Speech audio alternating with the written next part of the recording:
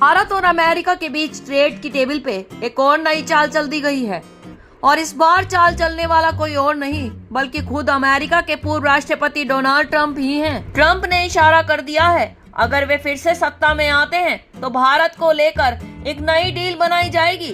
लेकिन इस डील को एक्सपर्ट बता रहे हैं मसाला डील, यानी देखने में स्वादिष्ट और असल में भारत के लिए मुश्किलों को बढ़ाने वाली डील। आखिर एक्सपर्ट ऐसा क्यों कह रहे हैं? आखिर क्या वजह है?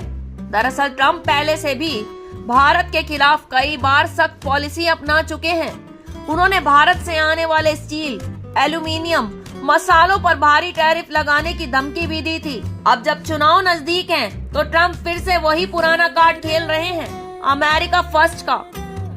एक्सपर्ट का कहना है कि ट्रंप की यह डील सिर्फ अमेरिका के हित में ही होगी, भारत का कोई लाभ नहीं होगा।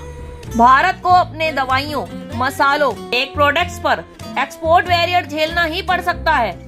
यानी नाम तो हो जाएगा डील का, पर असलियत में यह भारत की जेब पर बोझ डालने वाला काम है। ये एक ऐसी चाल है, तो क्या भारत इस चाल में फंसेगा? विशेषज्ञों की साफ चेतावनी है, वो बार बार चेतावनी दे रहे हैं। भारत को इस बार बेहद सावधानी से कदम रखने होंगे। अमेरिका के साथ रिश्ते मजबूत करना जरूरी है, लेकिन बिना शर्त के झुकना नहीं। यह भविष्य में बड़ा नुकसान करा सकता है।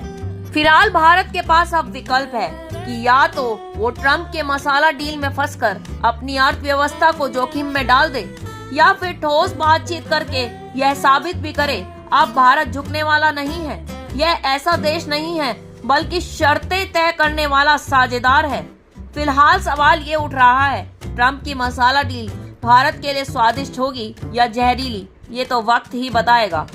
इस रिपोर्ट में फिलहाल इतना ही, फिर कुछ नया लेकर आएंगे। फिलहाल मुझे दीजिए इजाजत। जुड़े रहिए DD24 नाउ डिजिटल न्यूज के साथ।